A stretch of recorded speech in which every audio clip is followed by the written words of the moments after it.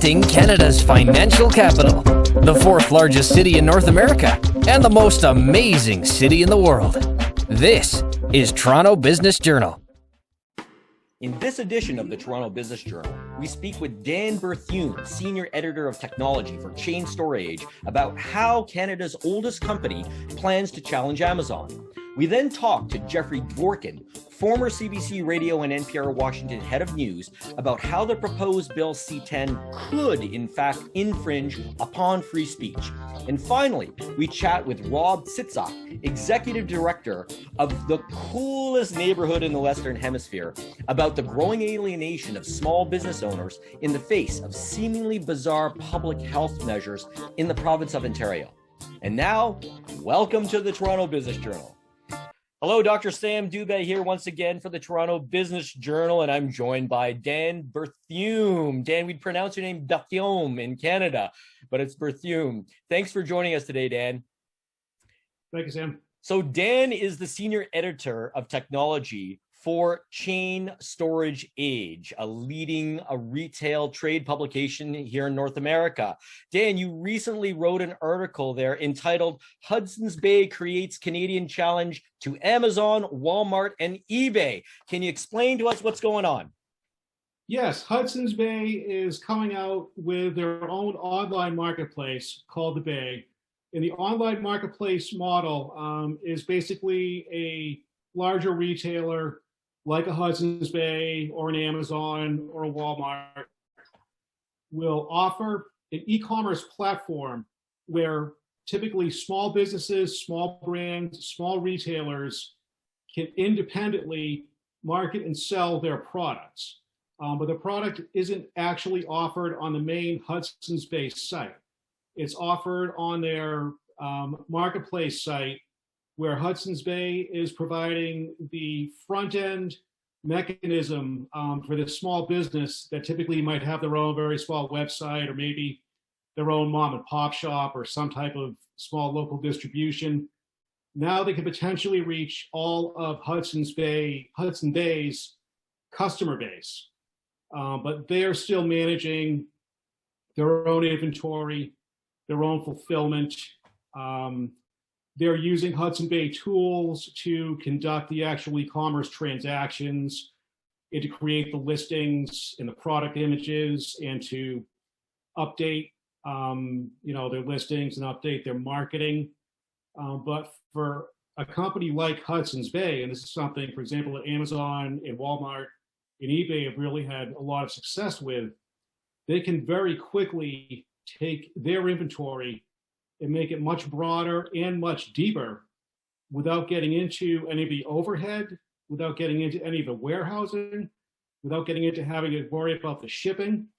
All they're doing is providing an e-commerce front end, which a company like Hudson's Bay isn't that hard to do, and their budget isn't a huge budgetary expense. And they get the advantage to offer all these additional products to their customers. And in some cases, for example, Amazon has their fulfillment by Amazon service where for a fee, they will also handle inventory. They'll take care of the warehousing. They'll take care of the order management. I'm not actually sure if Hudson's Bay is offering those kind of back-end services or not, but they certainly could if they wanted to. But it still gives you the opportunity to offer this much both wider and deeper assortment of inventory with very low risk and very low overhead. And of course, for the seller, now you have access to this much larger group of potential customers. And now instead of just promoting your products to maybe even, a few thousand people, you're offering it to shoppers all across Canada. Okay, so when we think of Hudson's Bay, this is like a super old company, right? Like it was founded in 1670. And I believe a couple hundred years later, they sold the land that they were using to Canada, right? So it's like they were literally intricately involved in the formation of Canada and its geography, right? But during the pandemic, we heard also that Amazon's business exploded. I mean, when I talk to my friends, they're all ordering from Amazon. when I want something from Hudson's Bay, I drive down a couple of kilometers away, or a mile and a half away, and there it is, big shopping center and everything. But when I'm looking for very specific things, I'd go to Amazon. So you mentioned specialty items. You mentioned in your article, you mentioned 500 different sellers. You also mentioned the lack of need to change their infrastructure. You said that they've got everything, including warehousing. They just need to move online with this new name, Marketplace. So again, do you see this as something that's going to be very successful? This challenge, this direct challenge to Amazon of all companies. What are your thoughts on that? It is a big challenge, and I can't say at this point if it's going to succeed or not, but I would say it's a situation of, are you going to fight or are you going to give up? I mean, it's what it comes down to. Hudson's Bay, would have the option of essentially conceding the fact that Amazon is going to eat our lunch and we can't really compete.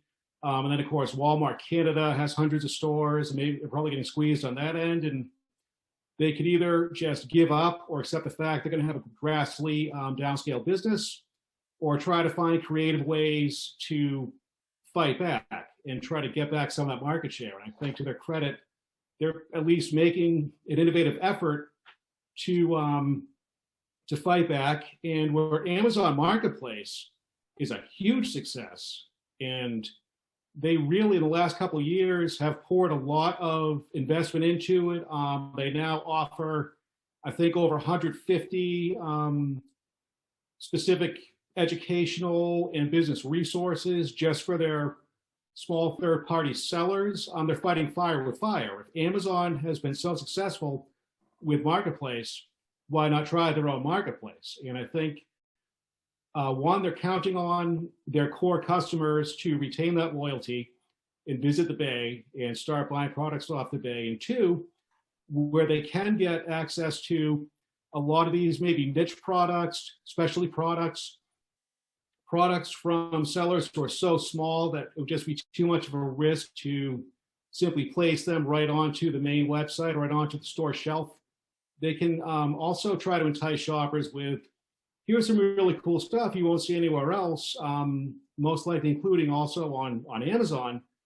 And if there's enough of a demand, you could then take that product and maybe move it onto your main site, maybe do a pilot at 10 stores, and with certain key customer demographics, and see how it sells. And it's also really a very cost-effective way to perform product discovery. And they might also be thinking, obviously with Amazon, let's be honest, if you just need, new tube socks, you'll order them on Amazon. You're not going to really bother driving to Hudson's Bay or anyplace else. But if you're somebody who's looking for like really interesting nutritional supplements, and Hudson's Bay has this really cool little organic company that you might not have heard about otherwise, it has some really interesting supplements, and you want to check them out. They've just, made a new sale, or maybe landed a new customer. Maybe if that supplement is popular enough, they can add that to their, broader product inventory. We've got a couple more minutes here, Dan, and I know you're the one used to actually being the interviewer, so I'll put you on the spot here a little bit, but what do you see as some of the challenges for this 350-year-old company? I mean, they've been around for 350 years for a reason, right? So as you were mentioning earlier, it's adaptation, it's evolution, and wow, online business over the pandemic just exploded. So what do you see as some of the challenges based on what you know about the Hudson's Bay company versus, for instance, Amazon or Walmart or eBay? I think the number one challenge would be, I think, the same challenge that a U.S. retailer like Macy's or JCPenney faces, which is, let's say Amazon is everywhere. They have an amazing distribution infrastructure. The same is true of Walmart. I think eBay might be a little more specialized, where people are more likely to go to eBay if you're trying to buy collectibles or you're a real connoisseur, like you're a sneakerhead. I don't know if eBay is quite as much of a destination for the person that, for example, needs to buy a new boxer shorts. But certainly Amazon and Walmart, they have the infrastructure, they have the low price. They have that really great basic product assortment where they carry all your basic daily household needs and and life needs. So they're facing that same challenge. And I think with Hudson's Bay, to meet that challenge, I mean, nobody's going to beat Walmart and Amazon on price. You're not going to do it. You'll fail if you try. You're not going to beat them on we're a better place if you want to go and do rake because it's fall and I've got to rake the leaves. My old rake is worn out. You know, you're not going to beat them on things like that.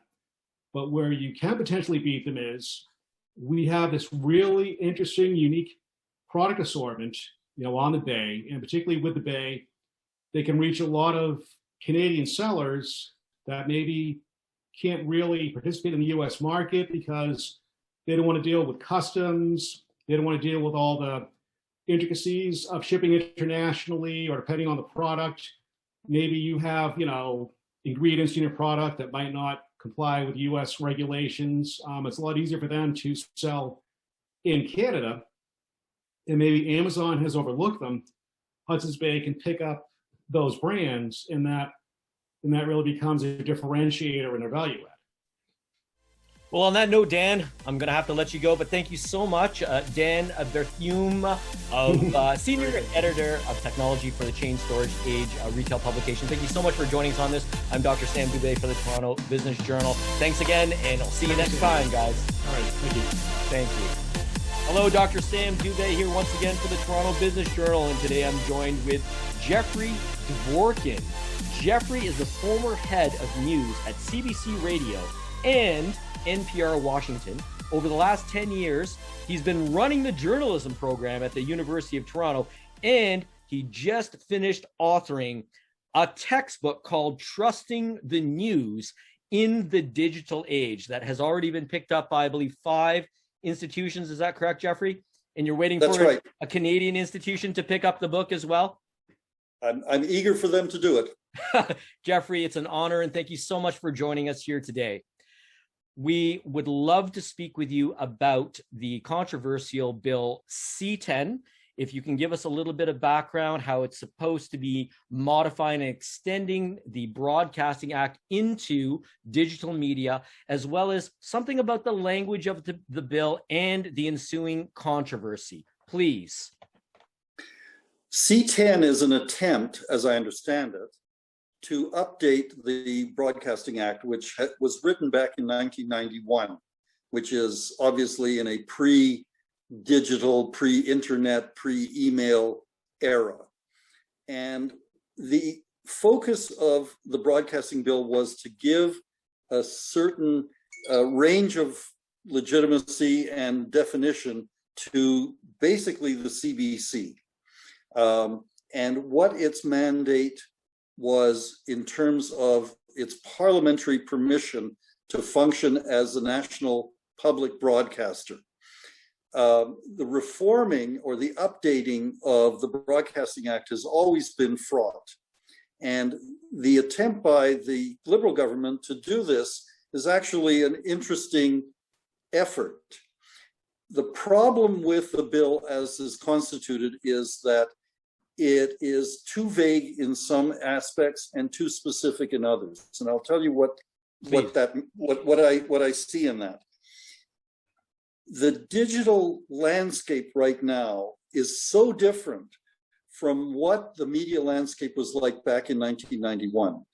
We have streaming video, we have streaming audio, we have the collapse of the business model for all media, not just in broadcasting, but in print as well.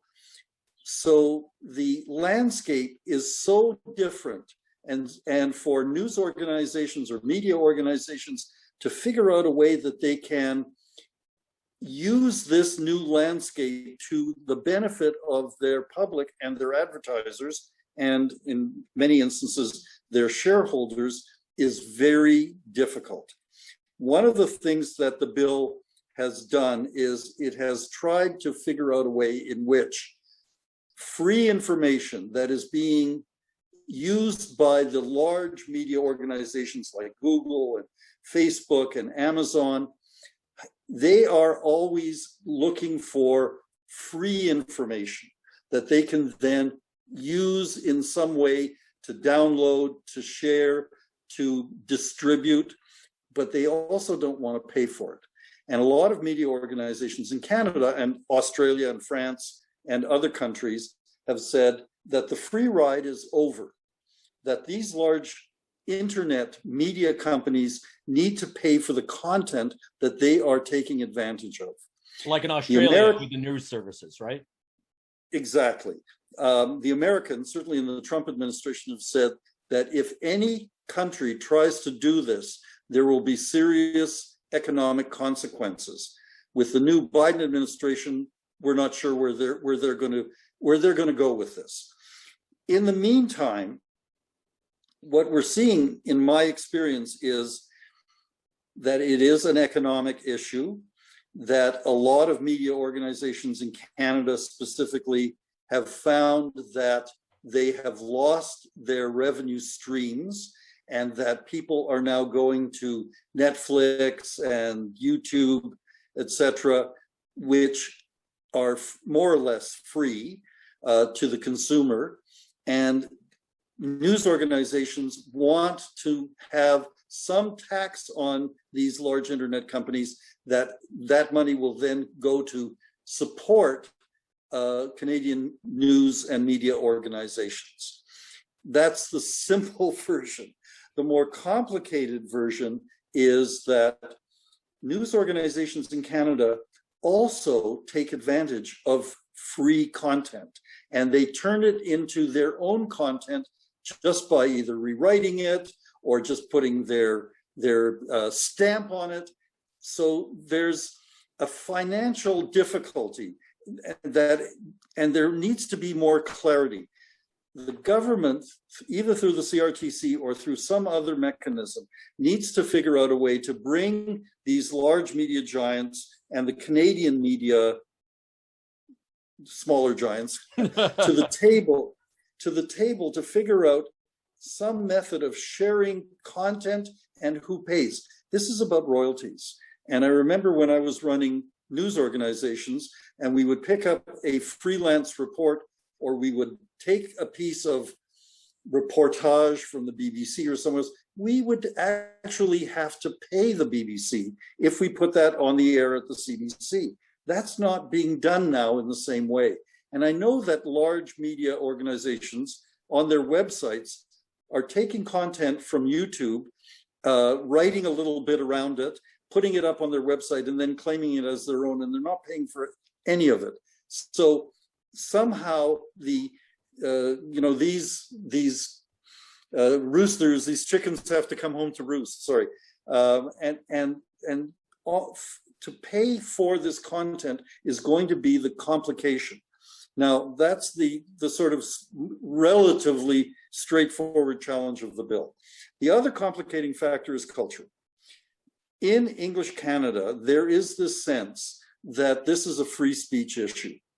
Well, I don't think it is as much a free speech issue as it is a free content issue, and somebody needs to pay for it. But the whole idea that somehow there's going to be a regulatory body in Ottawa that's going to decide what is free speech and what is not is a big complication. In Quebec, there's much more support for the bill because the existence of French language media is even more stressed in Quebec than it is in English Canada. So the idea that French language media in Canada wants to find some way in which they can be supported by taxing these large international media companies is exactly the problem. So Quebecers see this as a cultural survival issue. English Canadians see it as a free speech issue. Those two polarities need to be brought together. And so far, the bill hasn't been able to do that. Okay, that's very interesting, that cultural approach. I had not heard that before, but it seems really relevant here. But I'm just going to ask you one more question. There was some clause that was excluding the individual user, for instance, on social media, from the act, the bill. And yet that was removed to much controversy. So are individual users on social media, i.e. those who have influence, can they be seen as professional and thus under the influence of this new bill? Can they be constrained and thus contradicting the whole idea of free speech? That's going to be the challenge. We need to kind of bring people together in a room and say, okay, you have 10 followers on your Facebook feed. I had a blog for a while. It was basically for my own mental health, not for anybody else's. I had a few followers, maybe a couple hundred. But I kept putting my ideas in a column on the internet. And would that have required me to be registered with a governing body like the CRTC? Right. Fortunately, that never occurred. But there are a lot of smaller bloggers that are growing rapidly. I can think of one in Toronto, which is a kind of a media critical blog called Canada Land, does some very interesting investigative journalism. It started off with one employee. It's now got, I think, 25. It started off with maybe 100 people who had signed on to it. It's got thousands now. Does Canada Land, which is kind of an outlier on free speech, does it need to be regulated? To what extent should people be forced to basically apply for a license to broadcast on the internet? That's the issue that's not resolved. Okay, so and Jeffrey, sorry, go ahead. No, I was just going to say that I think that until there is some clarity on what constitutes what is the point beyond which a person with a blog or a video performance, what is the point beyond which that person needs to find some kind of regulatory agreement so that they can continue to do their job? And that's the thing we don't know. Okay, so I'm going to have to leave it there, Jeffrey. I want to thank you so much for your contribution. It does seem like the language of the bill leaves that open to a potential threat to individuals with large followings. It does seem that way. I think so. And I think that if there is an election called, which seems more likely sometime over the next 6 months, and the bill is not passed into law, the bill will die. And they'll have to start all over again. So we're all in this kind of never land of, is it going to happen and how is it going to happen for the next little while? Jeffrey, I'm going to reserve you for a future interview so we can talk more about these issues and more. So thank you so much for your time. On behalf of myself, Sam Dubé, and the Toronto Business Journal, I wish you all the best, and I look forward to speaking to you again. Thank you so much for joining us, Jeffrey. My pleasure. All right. Cool. Hello everyone, Dr. Sam Dubé here once again for the Toronto Business Journal, and joining me today is Robert Sysak. He is the Executive Director of West Queen West, which was voted by Vogue magazine as the second coolest neighborhood in the world, and actually the first coolest in the Western world because the winner was actually in Japan. And they are a world-renowned business improvement area centered in downtown Toronto. And we're here today to talk to Robert about government protocols and restrictions and its effect on small business. Robert, thanks so much for coming out here today. You're welcome, Sam. Pleasure to meet you. It's one word I can say: devastating right away. It's been devastating. Businesses have been closed for a year. I've received phone calls of a member's daughter committed suicide because she didn't want to be a financial burden anymore. I've been there on the street when people have been evicted and they're holding their 3-year-old daughter and they're waiting for family from Montreal to come. It's just been crushing. So I don't want to talk long, but I do have to say we're the third largest city in North America, and the point behind this being Mexico, New York, and us, and then Los Angeles, Chicago, is that our members deserve to know what's going on, why you're being closed. If there's a valid reason, then you close. But in the beginning of this, nail salons, I'll go straight from there. Even to open a nail salon, you have to follow so many guidelines. Health guidelines, you have to set everything up. It was probably the safest spot to be during the COVID, and they've been closed the longest. Barbershops, restaurants, and every day we meet Tuesdays with TABIA, which is the Toronto Association BIAs, and the City of Toronto. And we always ask, where's the data? The doctors are there. We go, show us the proof. Show me the numbers. And it's been about 3% were ever caused in small, medium businesses on the main street. So it's been crushing. Absolutely. There's worldwide controversy regarding the effects of masking and social distancing and, of course, lockdowns. There was Professor Allen at Simon Fraser University who looked at 80 different studies on lockdowns and found a 282-time difference in the number of lost years, or translated into lost lives, from benefiting from the lockdowns versus not. In other words, the lockdowns have caused people to suffer 282 times less than if we didn't have the lockdowns in the first place. Leadership has been lacking at every level. There's been no clarity, no strategy, no plan, and it's no consistency. Restaurants, outdoor, the evidence, if you want to follow science, all the evidence says do everything outside. Our restaurants prepared for patios in Toronto about a month ago. They bought their food, their liquor. You have to buy it about a week, 10 days in advance, spent lots of money when they haven't been open. And then the Friday before that Saturday opening, the province said, no, we're closing. You can't be open. So it's just devastating. So they had spent all that money. They did things. People had to fire people again. They had hired 20 staff. Those are things that no one thinks about. You hire staff, you buy the food. When it closes the next day, you're done. We're going to lose in West Queen West 30% of our businesses.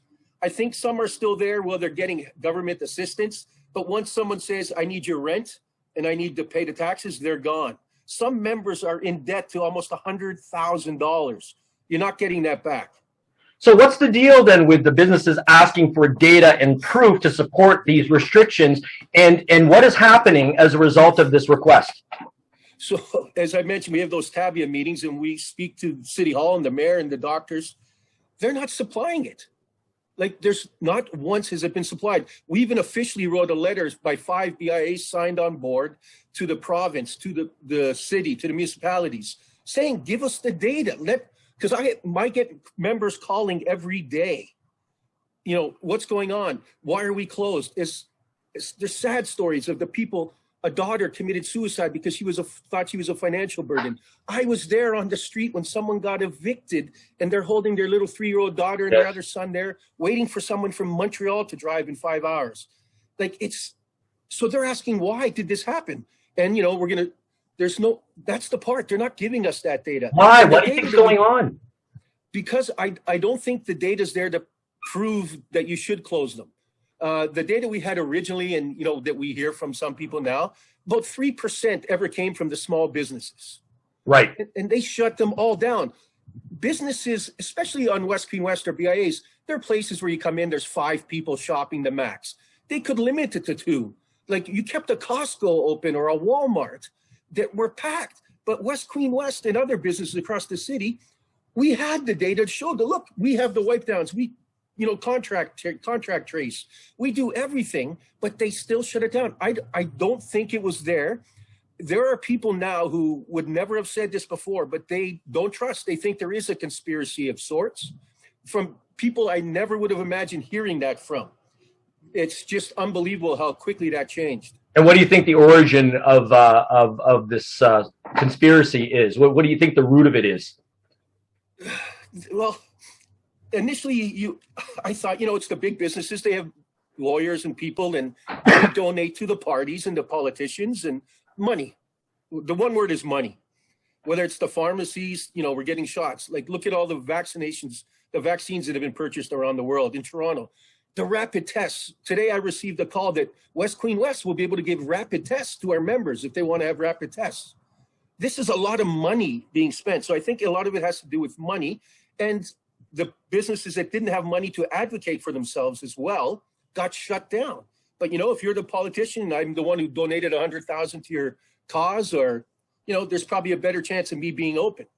It's almost like they're living in the past, because there's an argument that the politicians are just in for a penny, in for a pound, and that they proclaim lockdowns very early on based on erroneous, misinformed modeling. right? Where the assumption was that you had to mandate these lockdowns instead of getting a voluntary response from the public when you educate them and you give them the options and you let them make an educated decision, like in Sweden, for instance, and in Taiwan, for instance. I mean, their proportional number of deaths in Taiwan is comparable to the U.S. having, I think, 129 deaths due to COVID. Like, that's the proportion based on population. So, certainly there's been some mistakes, but they just keep doing this. And you wonder, will the politicians actually rescind that and say, look, we made a mistake. The lockdowns just don't work. Here's, it's pretty clear worldwide. There's some data for this, but it's like they're just continuing along the same path. Nobody wants to take the blame, or no one wants to look forward and do what's right for the people. That it's so true. On Friday, sadly, I lost a good friend. I'm sorry. From COVID. He had a shot. I appreciate that. He had a shot. He wore a mask because he was vigilant about his wife. But his son and this gentleman's wife got COVID, the British strain, wearing masks from him, and they had shots as well. So even if there is the data to say certain things, you have to be cautious. But that's, again, coming back to what our small business would have done had they been allowed to be open. They should have done what they did in the Ontario schools. They didn't close a school unless there was a test. If somebody got it, then they would close that section of the school. Why not? Why didn't they do that for businesses? Okay, if your business has some, you're closed, but the other ones are still going, and you can open once you take care of it. Like, that's what the data was showing. But for some reason, and again, is it the money? Is it the fear? Is it the easy way out? Mm-hmm. I just think that they didn't have the leadership or the strength to lead. Wow. So then what is your reaction to Ford and, when he tried to implement these, what were universally considered draconian measures, and then backtracking? What was the reaction then? Well, my parents, my tatos from the Ukraine, my mother's from Lithuania, and it's always, let me see your papers. And that's what we were about to do. Ford was going to have our police forces say, show me your papers. Yes. Why are you here? Where do you live? Without any reason. Again, thank goodness, all the police forces, the vast majority said, no, we're not doing that. But in Wasaga Beach, there was one officer who went crazy on a family saying, this weekend, I'm going to be able to do what I want to get you out of here because we're having that power. So we have to be cautious of those kind of things. It was terrifying. Why aren't tennis courts open? You're so far apart. Yeah. All these kind of things. Golf should be open, but he can say you're meeting with four. But tennis, you're on the other side of a net. Like, we have patios. My restaurants have been closed for over 300 days. They've had no income. There's nothing there. They get the rents, assistance and those kind of things. But you don't run a business just to pay the rent. You run it to make a little bit of a profit so you can feed your kids. You can buy clothes. You can put gas in the car. That's not coming from the assistance. They're just helping pay the rent. You have to have these places open. And like you said, that report, it's more damaging by 220 times. Yeah, 282 times. That's right. Yeah. As I said, there's suicides. I get phone calls every day of people crying, of my members crying. When the schools got closed, the lady had a restaurant, and I hate the word pivot now. She said we pivoted, and she started doing, catering. But all of a sudden, the kids were stuck at home. So she couldn't do the catering because there's no daycare for them. There's so many things that have been destroyed because of lockdowns, and the damage exactly as that is. I've seen it every single day. I've heard it every single day. The damage because of the lockdowns, I think, would have been so much more devastating than had you allowed the openings with, using cleaning and, monitoring and all that stuff. It's not even close. No, and this is not the message that the politicians and the medical officers are mentioning. They're claiming that the ICUs are full. That's true. Yes, it's a deadly disease. There's no question about that. But you have the average 2.6 morbidities of the people that are dying from it. Elderly people being 1,000 times more likely to die. The risk to the young is less, even with the variants. And it just doesn't make sense, and yet they're not justifying, and they need to become more transparent on how they count cases. They need to be more transparent on how they count deaths. Yeah, I very much so, and I'm sorry to interrupt, but no, please. Everything you just said about the ICUs, the numbers hitting 4,000, that all happened. Well, the restaurants and small business were closed. All those businesses were in lockdown when that happened. So it didn't come from that. There's data right there. We increased to those big numbers, not because of the restaurants or those businesses, because they were closed during that. ICU numbers went up during lockdown. So there is, the data's there. Yeah. It wasn't because of them. They're not open. They couldn't contribute to it. You know, Governor Kristi Noem of South Dakota stated that it wasn't COVID that crushed the economy. It was the restrictions and lockdowns. Yeah, it's going to take, well, even surgeries, they just said 3.5 years and $1 billion for the Ontario government to cover those costs. My members, even the ones that survived, are now saying that they're like a brand new business. They're in debt beyond belief. They're going to have to make sure people know they exist still. It's like you're starting all over. And where do you get the staff? Are the people going to come back? I'm glad the summer's here. Open up. Let the patios be open. Let the nail salons that have so much, let people survive, because you are devastating. There's people, as I said, I saw them holding the baby. It makes me cry now, that little girl who did that. All these things. And that's just in West Queen West. It's all over the city of Toronto, all over the province, the Canada. How many devastating stories we're not hearing? It's crushing. You know, Rob, you're known for being very popular and being very in tune with your constituency. People love you. I've seen you interacting in video, and you're a charismatic individual, and you really care, and that's your reputation. And I interviewed you last in October of 2020, late October, and even then your concern and compassion shone through. It is now mid-May 2021, and you just mentioned the summer's coming. Thank God we got to open up the patios. What do you see happening, and what are the indications? Because Ford just announced, or there's scuttlebutt that he's going to extend the current lockdown situation to at least June the 2nd. What are your comments to that, and what do you see happening in the future? It's going to be until they say it officially. But as I mentioned, Tuesdays we have the meeting with the city and the Tabia. Yes. They've been told June 2nd. So hoping that that's not true, because in Toronto there's Cafe Teal, the patios on the curbside, taking away the parking. It's the only thing that's going to keep them alive, the businesses alive for a little while. Mm-hmm. And they're going to miss the long weekend. Mm-hmm. So why if they didn't want the long weekend, and they're probably shooting themselves for setting that date. But right there's an example of how incompetent they are. They set the date of the long weekend for opening during COVID. They know, and their fear now is that if we open up, then people are going to come. It's a beautiful long weekend. They're going to come party in a fourth wave. That's what's in their mind. So why would you set that date again, have members and businesses prepare for that date, and then panic when the date comes? Now, the lack of leadership. Sorry, go ahead. No. I mean, please correct me if I'm wrong, but I had heard something about Ford saying that if he didn't impose new restrictions, that it would be political suicide. Is that true? I heard that off. Yes, I heard him say that.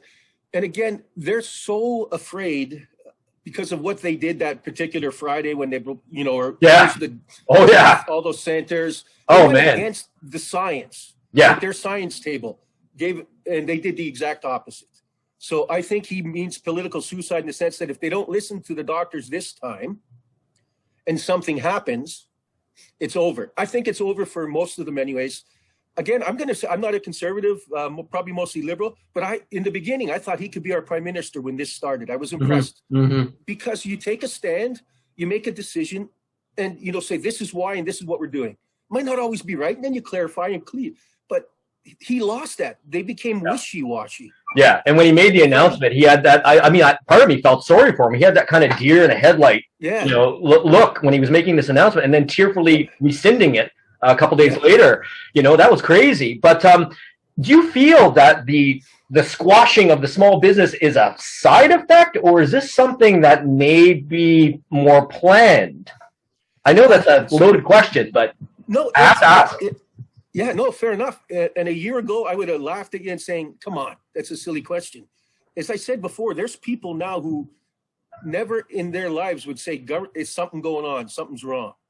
And it's even crossed my mind. I mean, like why the patios should have stayed open. It's just all the science says keep everything inside closed if that's what you want. Let all the businesses operate outside. That's what science says. So why aren't you allowing those patios to be open? Monitored, be safe, but outside it's like a 1% chance. Inside, it's incredible. So don't open inside until you think whatever the numbers. But they're shutting the outside. It's like every opportunity that a business has to make a little money, survive, and not be dependent. We're going to have a lot more people now who, in businesses who are my age, 55 and up, 56, they've done something all their life. They can't just refocus and pivot to some new business. They're fighting for their lives to keep it. And they're getting in more debt and more debt every month. The younger people, said, okay, I tried this, now I'll do something else and see what happens. But we're going to have so many people my age who are going to have to rely on the government for the rest of their lives. That's what I'm being told by these people. They're in debt so much. What other job are they going to do?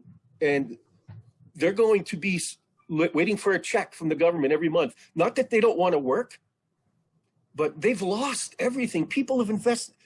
The lockdowns have cost people their livelihoods, their lives, their families, divorces, yelling. Those other horrible things. Hey, yeah. I hear you, man. And the thing is this, the counter argument is that, well, look at the ICUs and look at, the deaths out there, but we need to be transparent on what constitutes a COVID death, because it was announced by the CDC in August of 2020 that only 6% of the accounted deaths claiming that it's COVID were due to COVID as the primary cause.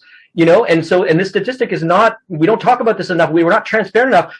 Myself, 6 people in my circle have passed over the pandemic. No, none of them had COVID. Yeah. None of them had COVID. One died because he couldn't get an organ transplant because it was not deemed to be, essential or an emergency. And when he got his consult, he lasted a few days after that and passed away at home. Very sad. And the rest didn't get the care that they needed. They were put in isolation. My cancer surgery, got delayed a month and a bit. That's right. 2 months. Yeah, you're very honest about your bladder cancer and heart failure. So the stress on all those people, those are the things that they don't think about with the lockdown. Like that study the gentleman said, there's all these other factors that, and again, it affects business when someone can't pay a bill and they're, then they fight with their wife. They're divorced. They split the bill. We're going to lose. We've lost so much. They've lost so much. And I don't think we can wait till September to have things open. I do believe it's going to be June 2nd. Okay. They can't open up on the long weekend and say that they believe in science. It just would optically is going to be horrible. A long weekend, I would be at the patio. You'd probably be at a patio somewhere too. Everybody be there. It's sunny and warm. We'd be following the rules. They don't want that to happen, sadly. I got a couple more questions for you here, Robert. And sure. one of them is with the talk of the variants and the debate about the effectiveness of the vaccines versus the variants, et cetera, et cetera, et cetera. And then the change in policy regarding children and masking and vaccination of children, whereas months ago they were saying, children, they're not propagating it. There's actually many studies to prove this. And we're not hearing about that anymore. Now it's a change, vaccinate the children, et cetera, et cetera. How will the BIA that you're in charge of, how will your constituents react if they claim another wave, another variant? We got to keep these lockdowns going. Here in Ottawa, we were told by our chief medical officer that, the lockdowns will continue until we've got 75% of the population vaccinated. What? What? Yeah, the bill is saying the same thing. They're saying, our chief medical officer, I think people, okay, again, off the record, no one can go check. A lot of the businesses are doing things, are open. Not officially open, but you come to the back door, you come in, you're a friend, you're a client. Barbers are going to places. The nail salon people are probably still doing things. I mean, there's been a couple of big busts of parties lately, and they've all been in West Queen West. Okay. Yeah. So you guys are the second coolest neighborhood in the world, right? So, if there's another lockdown, won't be plausible in the summer. I guess, if I want to be honest, maybe they won't allow inside, and some members will close it, but you can't close anything that's outside, and you would have to allow tour thing. The members, no business in Toronto. I can tell you, West Queen West, they would go crazy. They would be riots because we've had encampments in the park. Trinity Bellwoods is the most used park in Toronto, and it's right in the middle of West Queen West. There was 500 tents there because of the encampments, and there's still people there.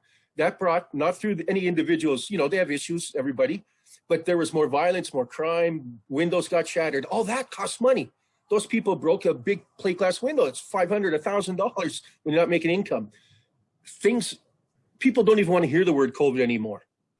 It's time to end. And again, you bring up the ICUs. our businesses were closed. Those numbers went up. Mhm. It has nothing to do with the businesses there. Yeah, and the 3% contribution from small business only. Yeah, no, Yeah. we've heard this. Certainly in Montreal, they're probably going to react the same way, being almost the same population and being known as quite a social, cosmopolitan, worldwide city, almost with a European character to it. Man, I could talk to you about this forever, but I do want to ask you another question here, Robert, and that is, you have a wonderful website, West Queen West. I've seen it. You've got videos detailing.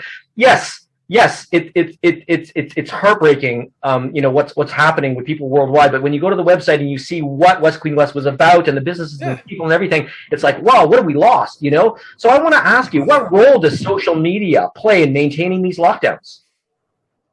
I just turned that question right around, because things are being taken off, censored. Look at YouTube, look at Facebook, look at, and these are tools that you use to promote. So we are an ABC of the City of Toronto Association Board and Committee. So we follow Chapter 19 of the Municipal Act, meaning that if the city says something, a BIA can never go against it. So when we're in lockdown and stay-at-home order, we have to be cautious on our Instagram and on all our social media for a couple reasons, and I'll explain quickly. We can't tell people to come to our neighborhood if there's a stay-at-home order. So it's very difficult for our social media team to do that. We'll say, hey, well, I'll do a video. Hey, if you're coming out for your essentials, come by here, that kind of thing. So right there, it puts a hamper and a damper on us doing that. But there are also neighborhoods, the Least Side BIA, they had their businesses join some Facebook group that were going to open illegally. This was a few months ago. The neighborhood, the community got so angry that they said they're never going to that neighborhood again. So there's a fine line. I can tell you this, and I'll be quick. I do a walk to my members, and I can go to one member, a bar. I always start with the mask, and I go in, and I'll go in one plot. They're hugging, they're ready to hug, share food and drinks. I can go right to the next business. They spray me down, and we stay away 80 feet. Even in our 2-kilometer stretch, there's probably 80 different types of reactions to this whole thing, the lockdown, COVID. It's not standard. It's not everybody believes this or everybody believes that. Everyone reacts differently. Almost every member I go into has a different reaction, about how you interact with people. So that's what we also have to understand. Because there's 300,000 people within a 15-minute walking radius of West Queen West. So we want them to feel comfortable, but there's also that point of COVID tiredness, as I was saying. So, we're COVID safe, but people are getting tired to hear even COVID safe, shop local. They know they got to shop local. We don't have to tell them anymore. They know there's a lockdown. It's good to remind, but people, yes, I already know. Yes, I know COVID's bad.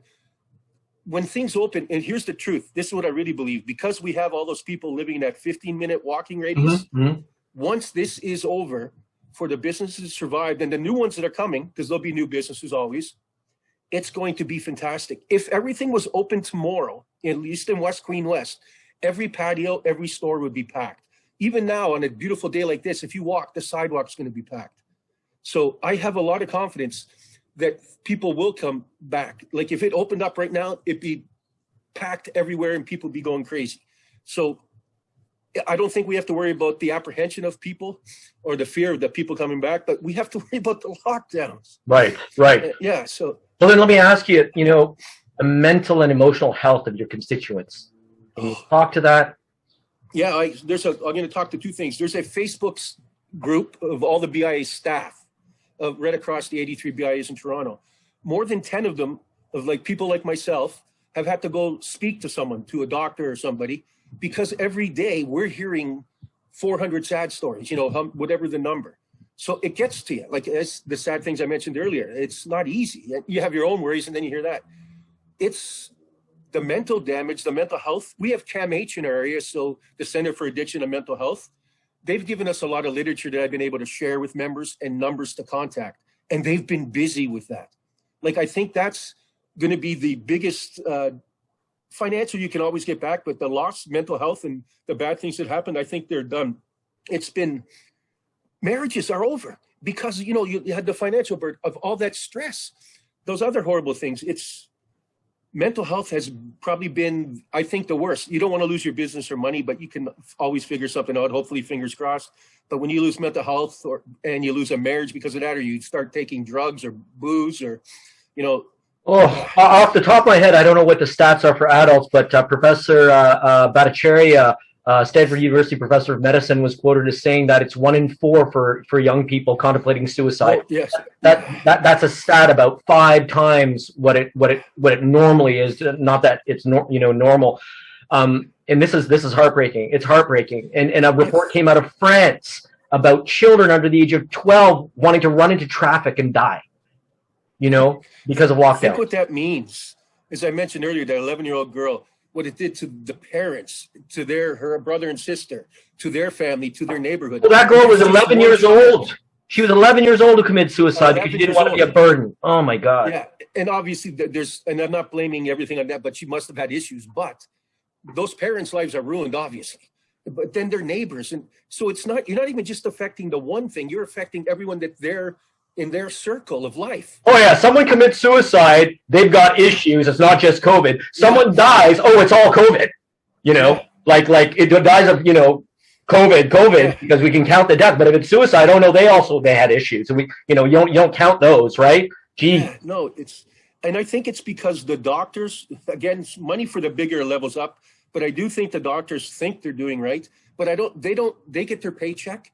They live day to day. So when they're saying I never want to hear we're all in this together ever again, because they're not the ones traveling 3 buses to get to work to do something because they can't operate their regular business. They have to do something to survive. They're doing 3 buses because they can't drive there. They're not staying up till 12. They're not putting their kids through school. Like they have to quit working because they got to be online with their kids for school. That's it. When they're saying that we're in it together, I can't stand it because we're not. Or even politicians, right? Even politicians, like a line like political suicide. Who cares? Do the right thing, damn it. Exactly. That's leadership. It's honestly, if you explain, I think everyone, if I told you this is why we're doing, my best strength is I do not know a lot, and I'm okay with that. Meaning I make the final decision, but you explain to me why it should be that way. If it is, then we go that way. That's what the leadership means. You have to make the decisions and you go forward, but explain why.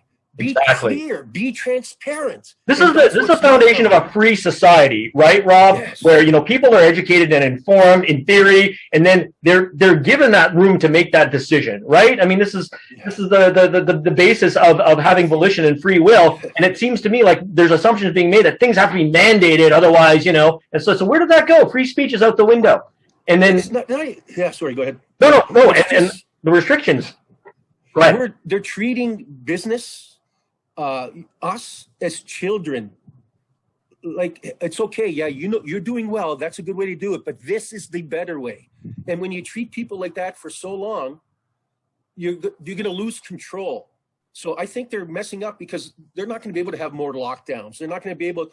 No one's going to believe them anymore on a whole bunch of things. Mm-hmm. Would you believe Ford when he says something, or like I'm following the science? No, you weren't. You lied. Mm-hmm. Like the transparency, show us what's going on. Exactly. Things, transparency, clarity, and the plan. Give for businesses. I can tell you I have 6 calls already this morning saying, so are we opening? We need to know. Okay, then give us.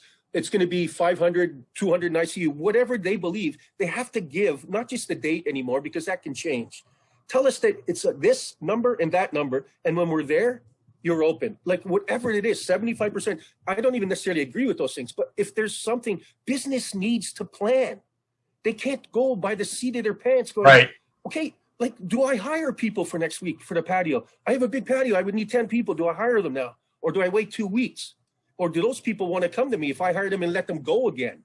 There's other, like it's. Yeah, and it's so frustrating not knowing the real statistics and being told at the last minute, June 2nd, or maybe some other date, That's the thing. You can't I'm hoping that's the lesson. Yeah, hoping that's, sorry to interrupt again. I'm hoping that's the lesson we learned, that transparency matters. Show the data, whether it proves your point or not. That's like my degrees in math and my master's in cosmology I'm trying to get. It's just, I'm not right or wrong. Here's the data. What's it show? Yeah, I agree completely. I have a background in math too, and I'll tell you, I feel the same way. That's why you and I both feel very strongly, because it doesn't reflect the reality. The data is not forthcoming, and it's very selective in what they're hinging decisions on, and some of it's very, very old and proven to be misguided, misled, faulty models. I mean, the old models about COVID propagation out in the UK from Imperial, they're completely wrong, mathematically completely wrong, and the general public needs to understand just a mildly wrong assumption at the beginning of a model. We know by nonlinear dynamics, exactly, by nonlinear dynamics, exponential change in outcome, the butterfly effect, call it whatever that, whatever you need to call it. But you know as well as I, you and I feel that intuitively because of our backgrounds. Yeah. And it's so painful. So and I've got you here. I got to ask you another question. Okay. Like in the US, at least they've got red and blue, right? So Republican versus Democrat, and the policies and the beliefs are wildly divergent. But here in Canada, there's this kind of strange unanimity when it comes to, the lockdowns and the voting. You've got the Liberals versus the Conservatives. You've got the NPD. And it's like, who is voicing opposition? You know what I mean to some of these ideas, and we're not hearing it the way that you hear, Governor Noem saying something, and then DeSantis saying something, and then I'm not going to start naming more names. But so, what do you think what's going on there? I think it's a Canadian attribute in a sense that when times do get difficult, we are there for each other. We're not in it all together that we're having the same experience. But if there's a certain path that people believe is right, and to get us out of the thing, I think governments, and they're starting to change that a little now. The Conservatives are kind of harping more on the feds, and they're doing it. But in the beginning, it's kind of like war footing. And I think Canadians, my father's from the Ukraine, came here. There's Russians here, and there's people here. The wars, people forget not what happened. They don't forget, but they don't carry it here, most of them. My dad has lunch with the Russian people. There's Italians with, everybody's mixed here, especially Toronto. 51% of Torontonians were not born in Canada. Right. So you have from everywhere. So we kind of have that. I think Canadians work together. I take it as a positive attribute most of the time, but this time I think it did cause us a little because Alberta's having a lot of those protests. There's the priest. We had our own little burger place in Toronto. Do the things. I just think that they made errors in the sense that when they did the protest, it became about everything. There would be 100 different people there protesting. I think for the people wanting to protest, should have been more focused, and they should have the right to voice their opinions as well, but should be more focused and direct, and they should have data because and you can't just say, I got it from the doctor on YouTube. You know what I mean? Like, sometimes that's kind of why you lose your credibility. Not you, as I'm saying, but the individual there. Yeah, absolutely, yeah. Because they're quoting things, and then they haven't researched who that individual is. Mm-hmm. So, but I think it's an attribute for Canada that we stuck and work together. I think that's a positive. I do think that'll change quickly once things are back. There'll be, electioneering and people and the Conservatives will become a little more right. The Liberals will be a little more left, and the NDP really left. So I think all that is going to come back. It's even happening in now the businesses, as some businesses were complaining about the CERB saying no one wants to work, because you're getting $2,000. Yeah. And I'm about to say something that'll get me in trouble with my BIA. You're not a job supplier if someone can't live, if $2,000 clearing a month is they make more there than working at your job. Like, you're not giving job support. You're just taking advantage of people of poor. I really believe that. That's what we need to know now. I do believe there should be a guaranteed income because I think it's end of vacation days because it's $26,000 to be in a hospital for COVID. That's the cost. Or it could have been $150 to keep someone at home. Wouldn't have cured that all. I'm not saying it, but those things that we think, not everyone's going to abuse them. Some people might. But you got to have these things. We just realized if we had that guaranteed income and some other things, we wouldn't need to serve. We wouldn't need to spend billions. We could have focused more on businesses. It's just, if you have the infrastructure there, it's good for the next time. Oh, I hear you, Rob. So listen, Rob, I think we're going to sign off here. You have anything else you want to add? You're good? Yeah, when you're in Toronto, you got to come to West Queen West. You can just Google me. You'll see a lot of cool stuff. Hard to believe I'm still single, but shameless plug. Oh, dear. Yes. So that's Robert Sysak, Sysak. And what's your website for West Queen West? westqueenwest.ca. Awesome. So this is Dr. Sam Dubé for the Toronto Business Journal on behalf of myself and Robert Sysak, the Executive Director of West Queen West, and still the second coolest neighborhood in the world. I want to thank you for watching. Number one now. Number one. You won't get any argument from me. So, Robert, once again, thank you so much. And, we're hoping and praying and be safe. Okay? All right? Thanks, Sam. Thank you. Thank you.